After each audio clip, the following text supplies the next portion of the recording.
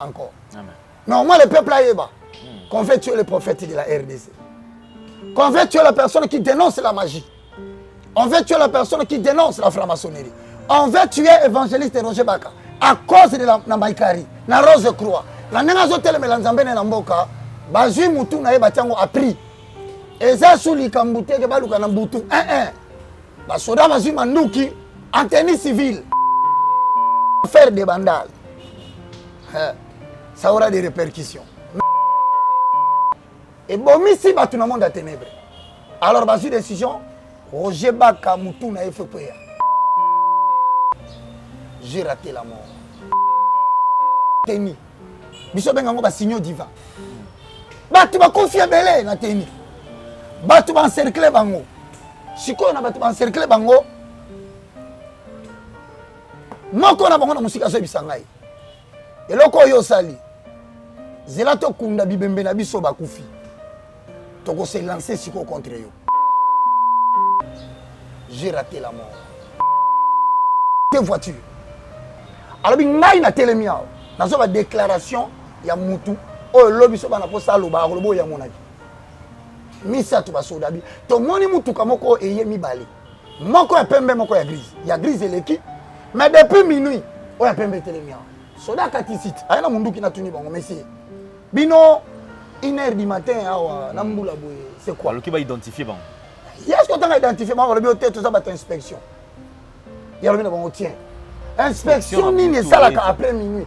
Dès que le drapeau est quitté, inspection ça l'a raté. Drapeau c'est quand va quitter c'est ngoboy. Inspection ko ya eroté to ça musala inspection côté. En bon. Mais ya bina bango dinga moni bino 6. Habité eloko ezate. Azongi azuska opposition na ye. Pour na ye. Lokola roban que ça qu'en face. Bani ba ça l'opération. Azu position signalé baninga na ye. Abi meloko na moni drôle. Na ba 5 heures, mi balé babimi ba kiti. So ngai na zuma la position musuda na na temi na sanzete na biswana, na bino ande na moneli. Opération so salé. To kamwe. To moni awa basaki boye ba zongi. Deji poana e bandelo ngasko malembe baki. Et quand je sais makamwe le kaki na bandal. Bato baza impliqué na makamwana, ba comme lukasko ba bomanga. On de l'a dit. Likambo yo baka longi na mboka. Ba obomaye. Bon cultiste. Oh basimba manduki. Bon cultiste, oh baza la pouvoir. Ba lobby ba décider ba boma baka. Je suis en train de le dire, tout le monde l'écoute.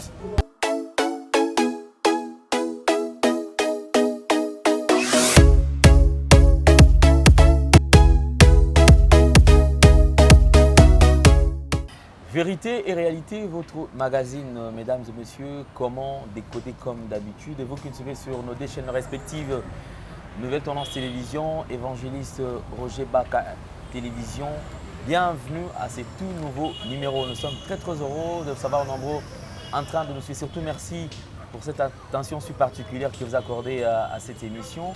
Merci à toute la grande équipe qui nous accompagne aujourd'hui et nous précisons encore une fois de plus d'aller vous abonner sur nos deux chaînes. Si vous n'êtes pas encore abonné, faites-le rapidement et vous aurez tout ce que nous aurons posté comme vidéo. Nous avons un réel plaisir d'avoir sur ce plateau.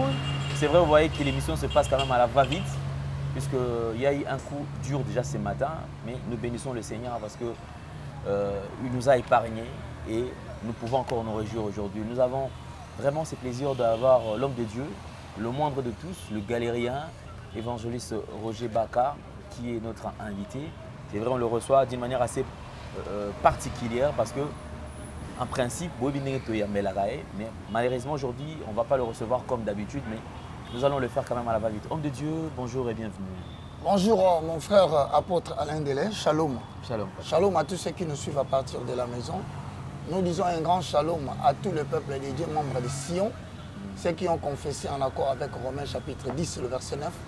De tout leur cœur, Seigneur Jésus-Christ de Nazareth, et qui croient que Dieu a ressuscité Jésus d'entre les morts, nous les appelons les membres de Sion. Que l'Éternel Dieu vous bénisse. Vous le savez bien que la Bible dit dans le livre d'Ésaïe chapitre 60, le verset 1, « Lève-toi, sois éclairé car ta lumière arrive et la gloire de l'Éternel est sur toi.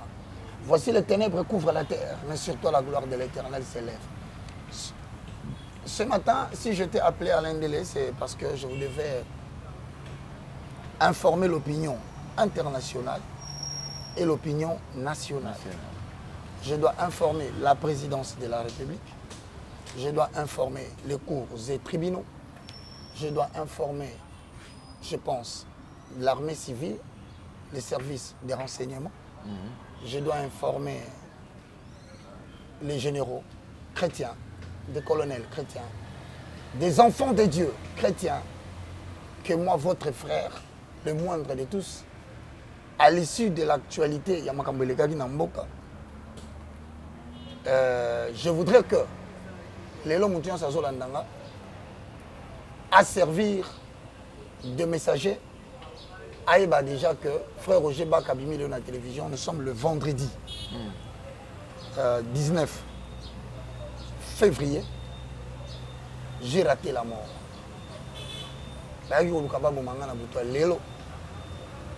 Mais Zambo Yaloba na acte des apôtres. Je vais poser le fond. Le fond. Lorsque nous allons dans Actes des apôtres, au chapitre 17, Actes des apôtres au chapitre 18, le verset 9 à 11. La Bible dit quoi?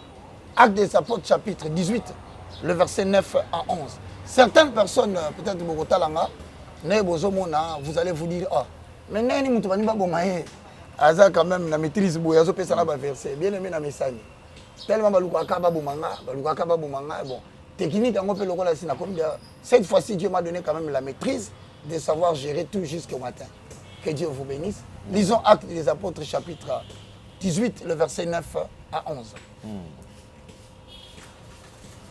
Le Seigneur dit à Paul en vision, pendant la nuit, n'est qu'un point, mais parle, et ne t'étais point, car je suis avec toi, et personne ne mettra la main sur toi pour te faire du mal.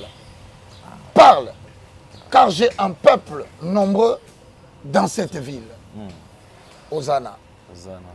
Lorsque nous posons le deuxième fondement, au moins de Moussala Paul à Salaki, il y a qu'à dénoncer anti-valeur, il y a qu'à exposer faux docteur dans la pratique occulte. Kolo a qui rassuré, il lui a dit Paul, ne t'arrête pas de parler. Ces gens vont tout faire pour t'obliger à te taire. Ces gens vont tout faire. Ils vont utiliser tous les moyens. Mais toi, ne te tais point. Car si tu te tais, j'ai un peuple à sauver dans cette ville qui ne sera pas sauvé. Mais voilà ce que je te rassure. Personne ne lèvera sa main pour te faire du mal. La ligne un roi, avant de un roi, chapitre 19.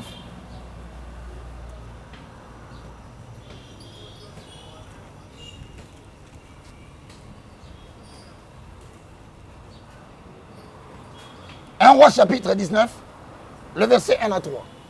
Parce que traduire. Nous allons poser le fondement, malgré que nous avons raté l'assassinat ce soir. Une fois de plus, nous augmentons la confiance à l'Éternel. Ça va tranquille. On y va. Merci. Akab rapporta à Jézabel tout ce qu'avait fait Élie. Bon, l'histoire commence par Akab le roi. Allah a raconté à qui? À Jézabel, sa femme. Tout ce qu'Élie avait. Qu'est-ce qu'Élie avait fait? Le simple fait qu'Élie avait déployé un zèle pour montrer qu'en Israël, il n'y a que Jésus-Christ de Nazareth qui est roi. Ça lui a causé des problèmes. Et je sais que tout le monde qui a entendu l'histoire des Bandal, avec les vidéos qui ont été publiées, certainement pas plus de 20 personnes m'ont écrit « Fais attention, sois prudent ». Il y a même ceux qui ont rêvé qu'on m'a tué. Il y a même ceux qui ont vu qu'on m'a abattu par des militaires. Il y a même quelqu'un qui a dit « Moi-même, je l'ai ressenti, j'ai dit oui. Cette affaire des Bandal, ça aura des répercussions. Mais on ne savait pas. Maintenant, quand on dit ici que Akab était le mari de Jézabel, Jézabel avait introduit en Israël des faux prophètes. Oui. Jézabel est allée solliciter de Baal elle est Astarté. Banzamba papaya, aïe na bon. A côté bango, alors non roi. Bisoto tamboula na bateau. Mais la carte mboka wana, l'Éternel suscitait une nouvelle génération. Parce que la Bible dit, il a toujours gardé pour lui un reste fidèle. Et Abakisaka toujours, le sceptre de la méchanceté ne doit pas dominer sur le juste. De peur que le juste ne tende la main sur l'iniquité. On se comprend bien. Bande konazo semino ke bani babo mangana butu alelo. Mais nzambe lokola pesa nga makasi, o ezamba na liboso te na raté liwa, nde nazolo bana makasi. Maintenant on le bakaka. Sans compter sur les hommes. Parce que je sais que c'est vous qui faites ça. Et je ne compte pas sur vous. Mais celui qui m'a sauvé aujourd'hui me sauvera encore. Amen. Non, moi le peuple a yéba. Qu'on fait tuer le prophète de la RDC. Qu'on veut tuer la personne qui dénonce la magie. On veut tuer la personne qui dénonce la franc-maçonnerie. On veut tuer évangéliste Roger Baka à cause de la Maïkari, la Rose Croix. La Nengazo Telemelanzambe Namboka, Bazui Moutou Nae Batiango a pris. Et ça, sous les Kambouté, Baluka Namboutou, Basoda Bazui Mandouki, en tenue civile. Je vais leur expliquer tout à l'heure. Mais je rends gloire à Dieu de m'avoir sauvé encore ce matin. Maintenant, tant que Eli a Kati, le prophète de Baal, n'a pas starté tout, puisqu'il y a un défi, il va échouer. Tu as diffusé un élément, Magamouya monolithe. Bon, moi, comme tout le monde, j'avais vu. Comme tout le monde, dans cette émission, comment décoder. Comme tout le monde, dans l'obéla déjà les lotés. Plusieurs photos ça la émission comment décoder to lobé le kwana origine nango utakapi ba forme nango ezanini tout ça. Alors le peuple s'est réveillé. Nenga la muka na ye, nenga Kinshasa ba kongo sambela nzambe ya solo lelo. Mon ami, à ma grande surprise, vidéo to salaki to koti prière. Biso bonne la biso ndako. Nous n'avons même pas foulé les pieds là-bas. Donc to bonne kaka na bandeko boya état-major, l'église du Christ, les indépendants, nous sommes en danger. On risque d'être moni jusqu'à la 4e génération. Ceux qui ont terminé la prière, le combat spirituel. Ephésiens 6 et 12. Nous n'avons pas à lutter contre la chair et le sang. Le problème, c'est ça. Nous luttons contre les principautés et les autorités qui veulent prendre en otage notre terre, qui veulent prendre en otage la RDC. Apôtre des gentils. Premier jour, lundi, Nabutu. Naloti namoni batanteni. Biso bengango ba signaux divin. Batu ba confia belé na teni. Batu ba encercler bango.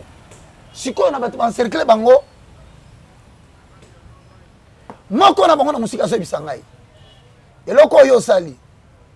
Zelato kunda bibembe na biso ba kufi. Toko se lancer siko contre yo. Du coup, ba ndo landanga. Mais tu kimi butu mutamoni ngate. Mais tant nazo ki manatali sima na moni musa na nzambe moko. Oh ba tête en tête. Ya likambo ya ko assassiner baka. Il est alimenté côté industriel. Et je vais dire les lots ont déposé la plainte partout. Comme nazana na confiance na bato ala té. Mais comme physiquement on m'a dit non, fais ce qui est possible malgré que bayo kakayo basala ko le côté parce que yo so bundi sa bato ala misala mabe. Mon cher, na la muki na bondeli. L'après-midi, na moni vidéo publiée. Ah, le koyo. Ah wa, Congo na ngezo kende liboso boye. Fona mi bongisa. Ah, mon frère. Zamba bomo mboule beti lobi na bité soboka ibakake. Vous n'avez pas entendu ça? Mboule beti na butu. Mais c'est Dieu qui m'a protégé. Mon ami na na koti na ndaku na lali. Si quand on a expliqué comment j'ai raté la mort aujourd'hui, tu as posé fondement mon corps, oye baba nani ba attaquer siko baka. Et na sengi na ba chrétien. Nyo sur le monde entier. À partir de le mois de février aussi là. Bon ça la kaba chez nous na sema boko likolo, bo senga nzambe bati la baka. Kwa isa bato bani ba ko isaye. Poko kwa na nga isa ko kwa batibeli. En fait technique da bongo zanini. C'est ba beti masasi ba bomie boye, les semaines incontrôlées. Alors lobby ah bomoni nzamba apache achatiye mais na lo ba na moni elongi ya ntoma ya muto ya pesi mbongo basala makambo Je l'ai vu de mes yeux, n'a ta vision. Quand on est dans ma biki sakanga na mon fleuri to ba ko salanga mabe. Yango ebandeli lisusu. Pas que ça. L'histoire se répète.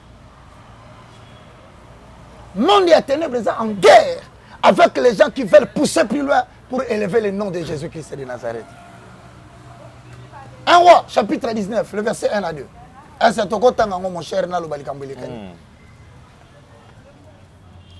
Akab rapporta à Jézabel tout ce qu'elle avait fait Élie. Donc, maintenant, c'est Elias Salaki Akoboma, 300, 600 prophètes de Baal, 300 à starter.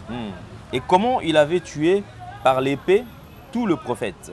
Nengani Nanzela Mopanga, Aboma qui batu nyonso bazala qui ba prophète à l'okuta. Jézabel envoya un messager à Élie. Si quand Jézabel a tineli Élie. Pour lui dire. Donc Jézabel en tant que la femme qui protège les dieux de Baal. Banzamba bikeko, banzamba libanda.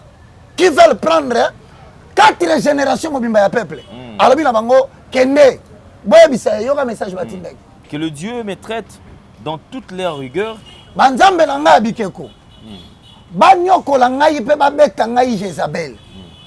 Ok? Si demain à 7 heures, je ne fais de ta vie ce que tu as fait de la vie de chacun d'eux. Nasali vina yo oyote oyo sali biso. Donc le kolo bomi batu na biso. Yo pe kokufa. Élie voyant cela. Wana toke kuna te. OK. Bandeko balandi, très chers téléspectateurs amoureux de l'évangile, j'ai échappé à la mort ce soir. Qu'est-ce qui est arrivé? Nalali. Alors, lorsque je me réveille, il est 3 h du matin. Na moni mvule bandi. Na bakaki ya makasi. Na mwandambo nga na yokola. Na mwandambo batangisanga.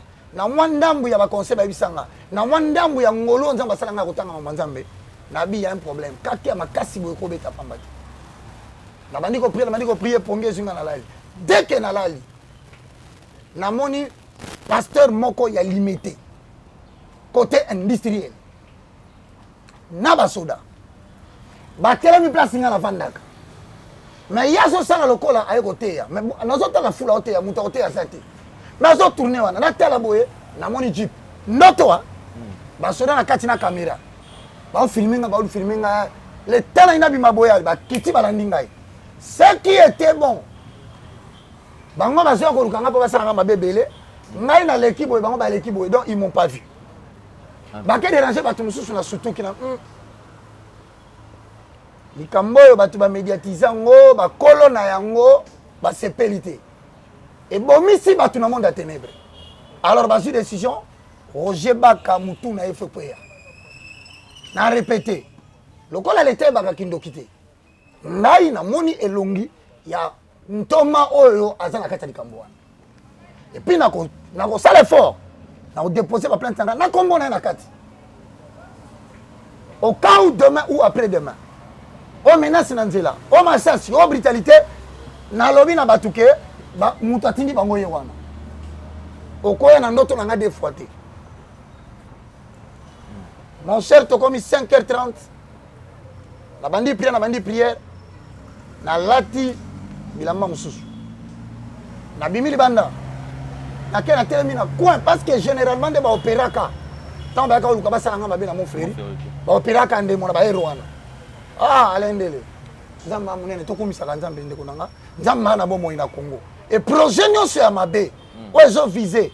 Et fuka misa RDC ankolo. Nandimaki tango saki bitumba molimo. Mais ah, comme luka motu nangela la nkolo yo la lisa bango. Kolo sala ke bibembela na Congo ya bato bani basala mabe. Kolo longola mutu nyonso oya azala po savani sakisi na mboko. Oya mana simbi biblo yo bena ngana teya. Na teya loko musute na bika Congo na yo. Olakaki ngo batela nga obateli ngai. Mais kolo kotika bato te bakokisa volonté na bango ya koboma ngai. Mon cher, na misu nanga. Na telemi na fleur. Na moni jeep. 5h45. Ya grise. Oezanga lwa Suzuki. Et continue à venir. Et le corps a venu avant coma. Je l'ai mis à gauche. Écoutez, mais on sentir que c'est manuel, c'est automatique. Ça vous les bossons qu'on a sur les boules les bossons qu'on a. Abaluki. Na moniteur ma télémi. 3 garçons bala tu quoi bakuluna. Moi quoi ça na batenti la jaune na mutu. Bakiti. Pour kita bakiti. Na moniteur on va na kiti ya sima. A fongoli porte. Maintenant a fongoli porte a bimi. Azan elamba noir likolo. Teni ya bleu na se. Nafa. Munduki oza mulai to mona basolo batambula non. Abombi yango sotanga bimi pa lekisa moko wana na moni munduki wana azongisi yango. Qu'est-ce qui se passe? Les 3 garçons bazaki liboso wana ba ye na porte. Ba bando toke. Mais on a quoi? Mai na fandi libanda na zotala na zobondela kaka shaya marebo semba. Ika marebo sakara bakanta. Kolo na telema na makasi na ngai te. Kolo na telema te ozwanga papa na ngo bomaye. Ozo mamo bomaye osalanga pona tikala disposer pona kopikisa mboka na yo nazanga moko te pona lokumu na yo otika ngai na koya te.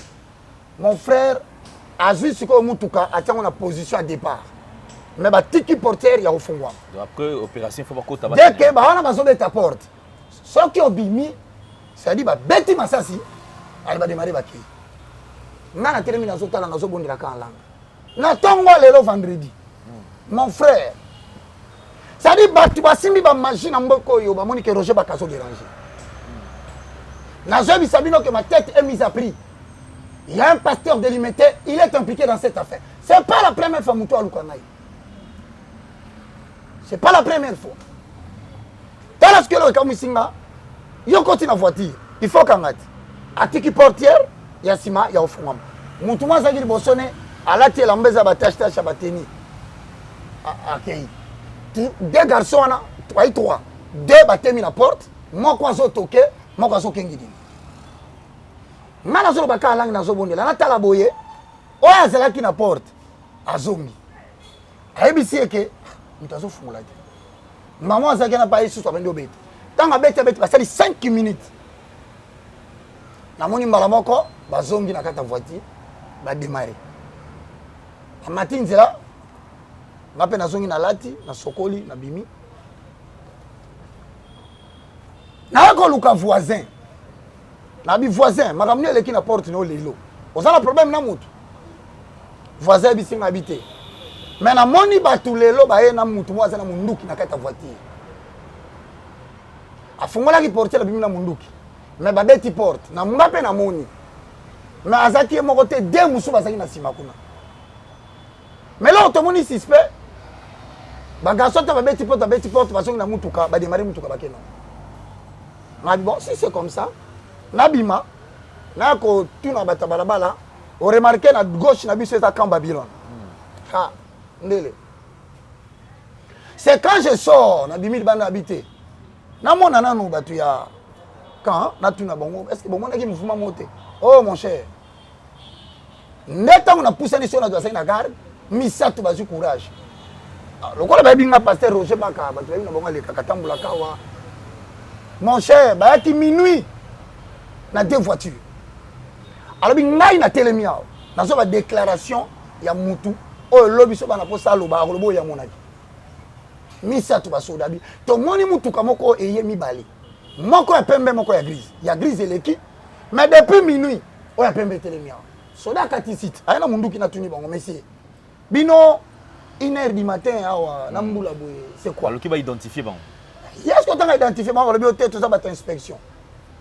Il y a le bon tient. Inspection ni ne ça après minuit. Dès que drapeau est quitté, inspection ça la raté. Drapeau ce qui va quitter c'est mon inspection quoi y a roté tout ça ça l'inspection côté. En bon. Mais il y a bien bon dinga moni bino suspect. Habiter là où exacté. Azongi jusqu'à position na yé. Pour na yé.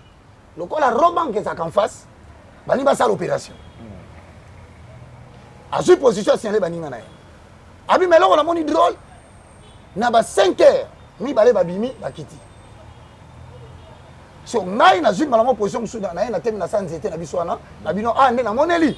Opération so salé. To kamwe. tomoni awa bazaki boye bazongi deji pwana ebandi olonga siko malembe bakei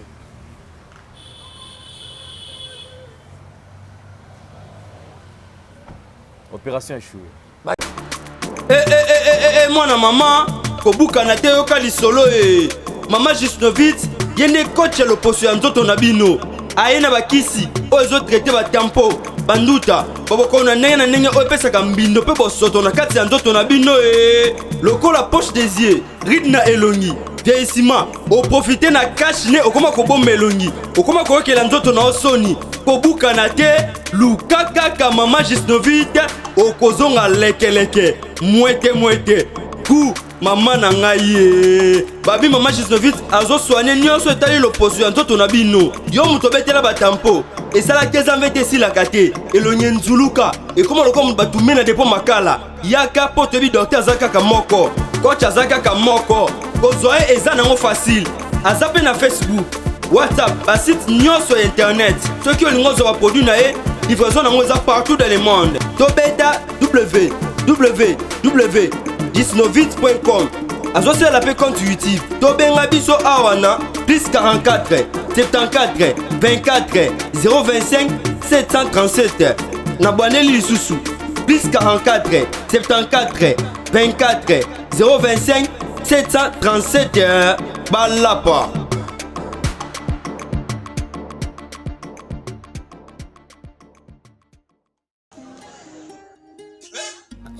Zamba yebisi ngai na feti ya Kana Jésus abongolaki mai vino kasi sali wana bato bamonaki te yamba souffle ngai bikenda na veni Luka na direction Bergmani derrière maison communale ya Ngiringiri ndio komona sali wana yango na ye po ye nzambe akosaka te po nga na yebisa nzambe wana so akosi nga na ye tolobana te. Du nouveau à Kinshasa, Ngirigiri Latielamba Sika, la salle polyvalente Sam Selchek met à votre disposition une salle de qualité, conditions VIP, sécurité assurée, tout au bon point, très disponible à un prix abordable. Mariage, conférences, réunions, anniversaires, pour toutes vos cérémonies, Sam Selchek, très disponible.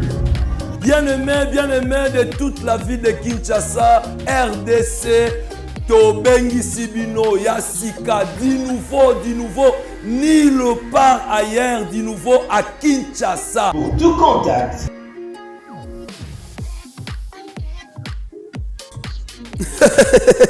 Merci Seigneur, merci. Talabo keseni ezali entre fête okendaka ya voisin na yo to voisine na yo. Soki ke bokeseni ezali ya solo fête ya yo kosala mokona te. Ya yo yakana ngwao. Merci.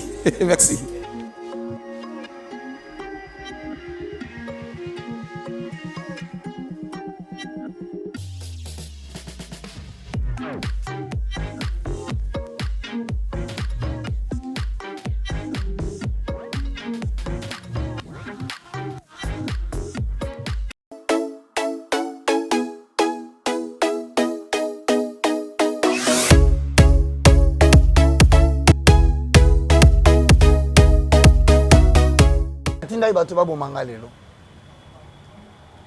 na bandi koloba bato nyonso bazoyoka soki bozoréussir na pasteur wana bobomanga sali bocontinue il faut boboma peut-être ekoma na journaliste ya bato asalaka émission parce que baframason façon na bango akopere yango wana soki baluki yo na molili bamoni yo te bakoorganize assassinat mpe na meurtre babeti yo masasi na balabala. Homme de Dieu, est-ce que vous reprochez de quelque chose? Papa, je me reproche d'une seule chose. Nazaka le loko moko ngala se reproche. De n'avoir pas dénoncé les antivaleurs. Si on a dénoncé Satan, même Nzambe Nicolas c'est périté. J'ai peur d'une chose. Je crains de déplaire à mon Dieu dans Michel Pessinga. Parce que vie est dans ma bouche. Si on a dénoncé jusqu'à la 4e génération. Batumoussou na Congo batikeli l'esclave parce qu'un seul homme a réussi à échouer dans sa mission. Ce que je sais, Makamwe le kaki na bandal, bato baza impliqué dans makambo wana bakoma lukasko baboma ngai. Mais quelles sont les dispositions prises quand même? Parce que c'est vrai, vous n'allez pas quand même traiter cela spirituellement. Alain, si je passe d'abord ici, c'est pour dire la première disposition. Tout le monde n'est pas dupe.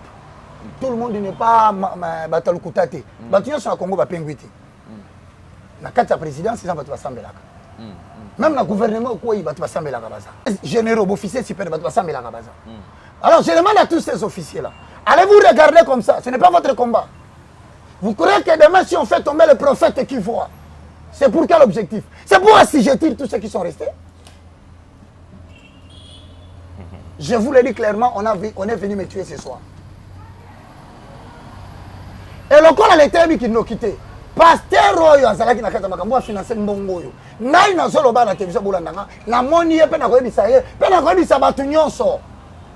Papa wana atindi batu ba bomanga, le corps a sepelaka na makambo na lobakate. Yango wana atindi batu ba bomanga. Mais si vous vérifiez bien, pasteur on a force de la tambola rapé na basoda. Je reconnais que dans ces pays, le gouvernement social lutte makasi contre la criminalité. Il y a des éléments non identifiés. Il y a des bateaux qui opèrent, c'est toute une bande très organisée. La liquide kabatou, boma kabatou. Donc, mais si on a kananga lelo, on a biki nangolu nanzam. Et batou, baki déjà. Et je peux vous dire, tout le monde l'a dit. Les kamboyo baka longi namboka. Effectivement, ils n'ont pas eu honte. Atimi quand même batou babomangai. Mais ce qui s'est passé à Bandol, j'ai reçu un appel, quelqu'un qui m'a dit, mais évangéliste Roger Baka avait déjà prédit cela. Et nous avons vu ça quand même à Bandal. Comment réagissez-vous? Mon frère, moi quand j'ai vu ça, comme tout passager,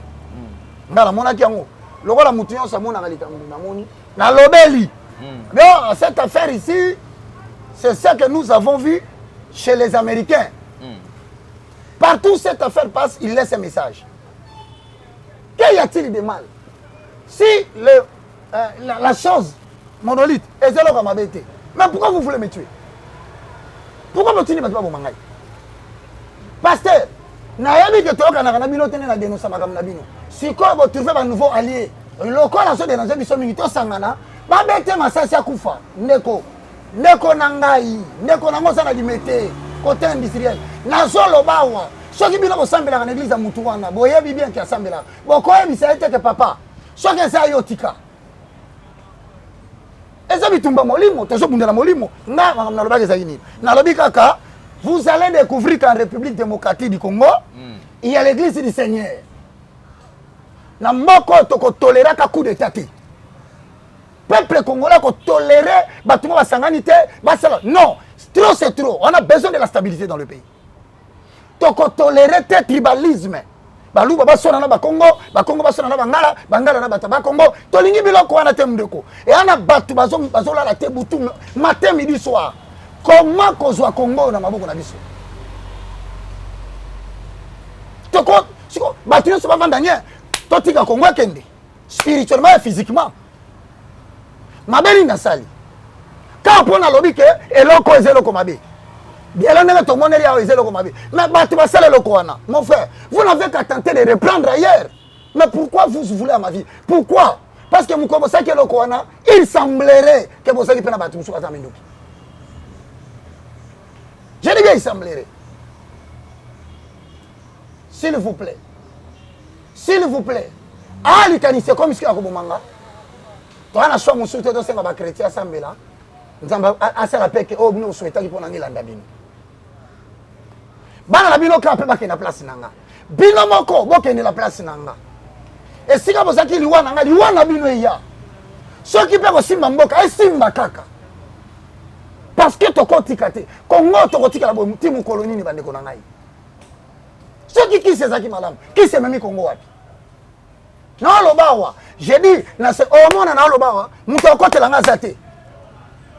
Ni nena loba mutu mwa dirigeante enquête azate pona bango alekisi na nini mutu na mutala musala nae o benga na députation azala parlement o benga na sénat azala sénat ngala benga na ministère de parole pour protéger ma nation contre les antivaleurs et ce n'est pas la première fois.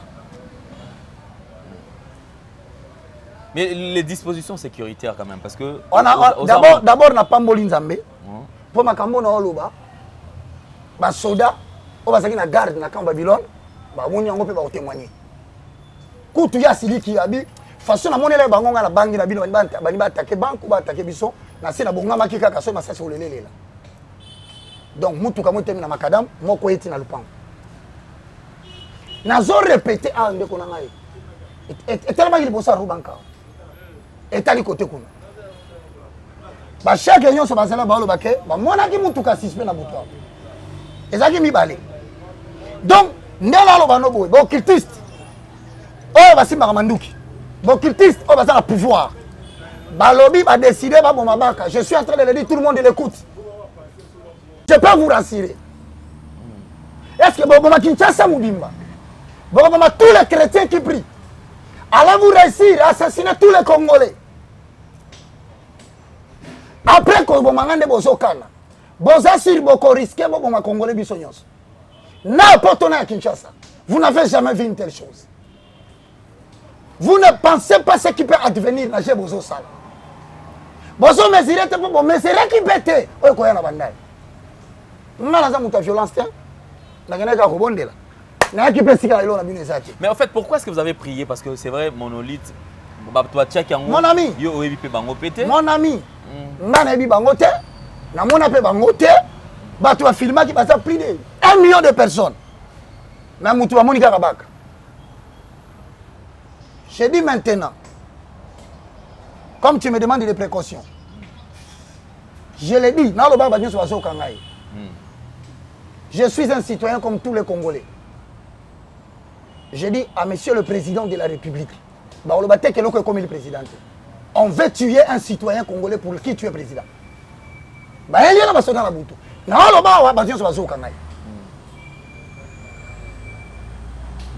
j'en appelle directement. Je l'adresse.